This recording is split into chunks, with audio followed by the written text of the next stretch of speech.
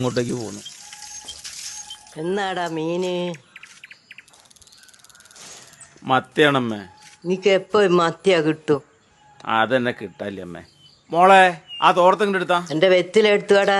അയ്യോ എന്റെ അമ്മേ, എന്നോടത് വിട്ടുപോയി. എന്റെ കാര്യം ഓർമ്മിക്ക എനിക്കങ്ങ് നേരെ ഉണ്ടാ. സാരില്ലമ്മേ, ഞാൻ കുറച്ചും കൂടെ കഴിഞ്ഞ പീടിയെ പോവില്ലേ, അപ്പന്റെ അമ്മയ്ക്ക് വാങ്ങി കൊണ്ടുതരൂലേ.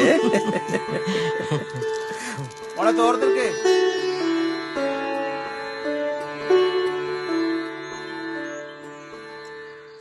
എന്താടോ ഒരു പരുങ്ങല്? അത് പ്രോഗ്രസ് കാർഡ് കിട്ടി അച്ഛാ. ആണോ? മാർക്കൊക്കെ എങ്ങനെയാ മോളെ? മുഴുവനും A+ ആണ് അച്ഛാ. ആണോ? നല്ല മിടുക്കി കുട്ടിയാട്ടോ. പക്ഷെ ഒരു പ്രശ്നമുണ്ട് അച്ഛാ. എന്താ? നാളെ കോണ്ടാക്ട് ചെയ്യാ. പ്രോഗ്രസ് കാർഡ് ഒപ്പിടാൻ അച്ഛൻ തന്നെ ചെല്ലണോന്ന് ടീച്ചർ പറഞ്ഞു. അതിനെന്താ, അച്ഛൻ വരാലോ. ഓ, നിങ്ങൾ അവിടെ ചെന്നിട്ട് എന്ത് ചെയ്യാനാ? പോരാത്തൻ ഇംഗ്ലീഷ് മീഡിയം സ്കൂള്. ഇംഗ്ലീഷിൽ എന്തെങ്കിലും ചോദിച്ചാൽ നിങ്ങൾ അവിടെ വായും പൊളിച്ച് നോക്കി നിൽക്കുകയുള്ളൂ.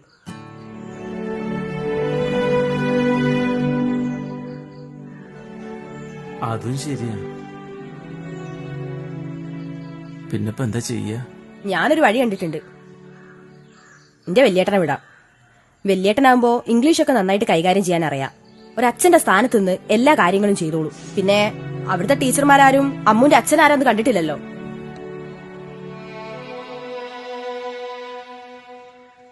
വേറെ പ്രശ്നമൊന്നുമില്ലെങ്കില്. എന്ത് പ്രശ്നം? അവിടുത്തെ ടീച്ചർമാരാരും നിങ്ങളെ കണ്ടിട്ടില്ല, വല്യേട്ടനെയും കണ്ടിട്ടില്ല. വല്യേട്ടൻ എല്ലാ കാര്യങ്ങളും അറിയാം. ഞാൻ എല്ലാ കാര്യം വിളിച്ചു പറയാം.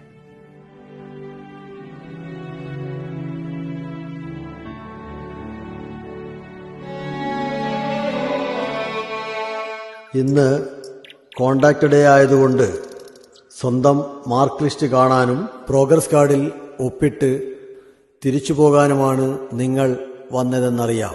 എനിക്ക് നിങ്ങളോട് അഭ്യർത്ഥിക്കാനുള്ളത്, ഈ മീറ്റിംഗ് കഴിയുന്നതുവരെ നിങ്ങൾ ഇവിടെ തന്നെ ഉണ്ടാകണമെന്നതാണ്. കാരണം നിങ്ങൾക്ക് ഒരു മഹത് വ്യക്തിയെ പരിചയപ്പെടുത്തേണ്ടതായിട്ടുണ്ട്.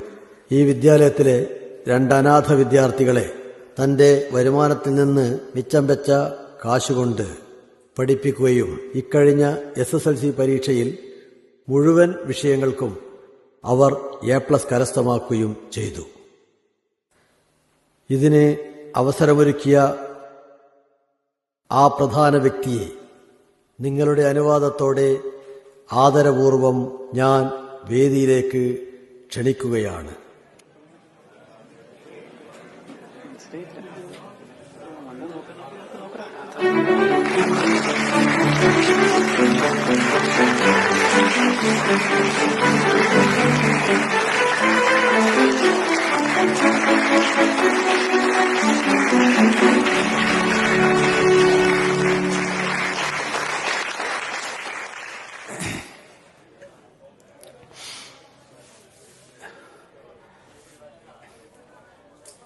വേദിയിലിരിക്കുന്ന സാറന്മാരെ, എൻ്റെ മുൻപിലിരിക്കുന്ന കുഞ്ഞുങ്ങളെ, രക്ഷിതാക്കളെ, നമസ്കാരം.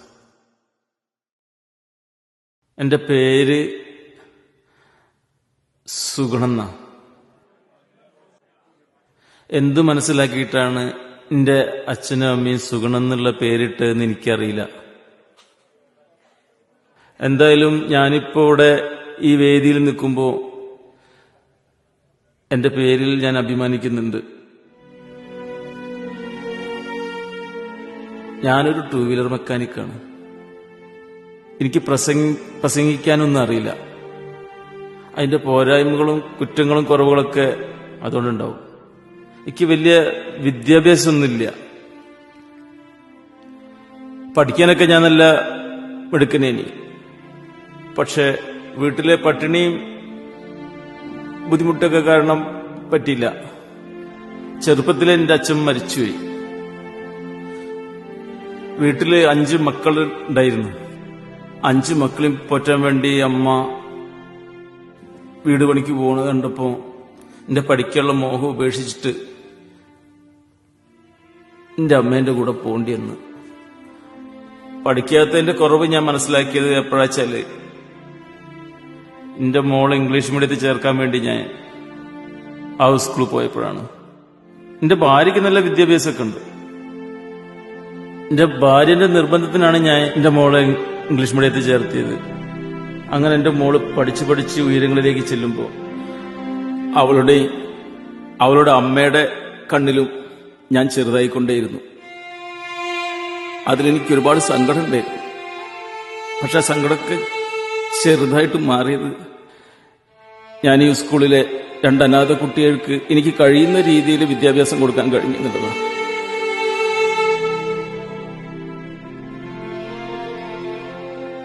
അതുമാത്രമല്ല, എൻ്റെ മോൾക്ക് പ്രോഗ്രസ് കാർഡിൽ ഒപ്പിട്ടെടുക്കാൻ ഭാഗ്യമില്ലാത്ത എനിക്ക് ഈ അനാഥ കുട്ടികൾ അവരുടെ അച്ഛന്റെ സ്ഥാനം തന്ന് അവരുടെ പ്രോഗ്രസ് കാർഡിൽ ഒപ്പിടാൻ തന്ന ആ ഒരവസരം എനിക്ക് വളരെ സന്തോഷമുള്ളതാണ്. 10 കൊല്ലമായി ഈ സ്കൂളിലേക്ക് എനിക്ക് വരാൻ പറ്റിയിട്ടില്ല.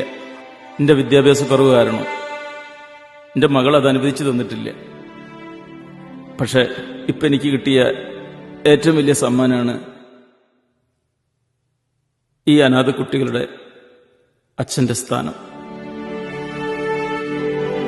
മാത്രമല്ല, അവരെ പ്രോഗ്രസ് കാർഡിൽ ഒപ്പിടാൻ കിട്ടിയ ഒരവസരം. അല്ല, എനിക്കിത്രേ പറയാനുള്ളൂ. നമ്മളെല്ലാവരുടെയും ജീവിതത്തിൽ അച്ഛനും അമ്മയ്ക്കും നമ്മൾ നല്ല നിലയിലെത്തി ജോലി കിട്ടി അതിനുവേണ്ടി ഒരുപാട് കഷ്ടപ്പെടുന്നുണ്ട്. അവർ പല വേഷങ്ങളും കെട്ടാറുണ്ട്. മീൻകാരന്റെ വേഷം, അല്ലെങ്കിൽ തെരുവച്ചടക്കാരന്റെ, അല്ലെങ്കിൽ എന്നെപ്പോലെ ഒരു വർഷാപ്പണിക്കാരന്റെ കരിയും പോയും നിറഞ്ഞ ജീവിതം. പക്ഷെ എത്ര വേഷം കിട്ടിക്കഴിഞ്ഞാലും അതൊക്കെ നാളെ നിങ്ങൾക്ക് വേണ്ടിയിട്ടുള്ളതാണെന്നുള്ളൊരു ചിന്ത നിങ്ങളുടെ മനസ്സിലുണ്ടാവണം. നാളെ നിങ്ങൾക്കൊരു ജോലി കിട്ടി, നല്ല ശമ്പളം കിട്ടി, നല്ല ഉടുപ്പുകളൊക്കെ ഇട്ട് ആ ശമ്പളം നിങ്ങൾ അച്ഛനെ ഏൽപ്പിക്കുന്നതിലല്ല നിങ്ങളുടെ സന്തോഷം. കീറിപ്പറഞ്ഞ വസ്ത്രമാണെങ്കിലും മുഷിഞ്ഞതാണെങ്കിലും ആത്മാഭിമാനത്തോടെ സന്തോഷത്തോടെ അതാണ് എൻ്റെ അച്ഛൻ എന്ന് പറയുന്നതിലാവണം. ഇന്നൊരുപാട് സന്തോഷവും സങ്കടമുള്ള ദിവസമാണ്. അതുകൊണ്ട് ഞാൻ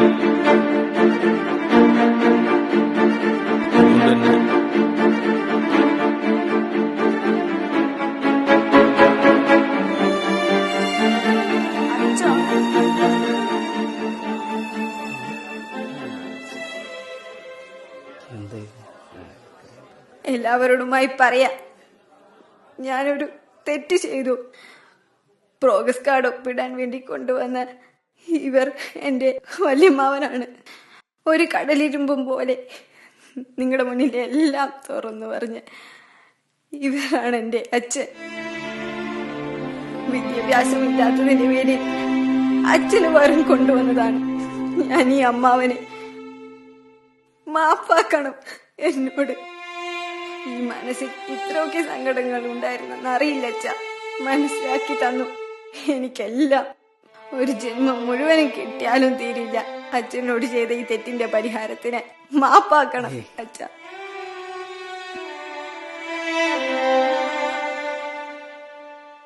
ആർക്കും മനസ്സിലാക്കാൻ പറ്റിയില്ലല്ലേ സൂനറിന്, എന്റെ പെങ്ങക്ക് പോലും.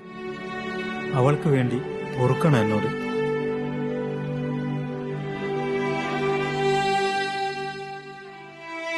മുഷിഞ്ഞു നാറി നിൽക്കുന്ന ഈ അച്ഛന് കഷ്ടപ്പാടിന്റെ സുഗന്ധമുണ്ട്. അതാണ് എനിക്കിഷ്ടം.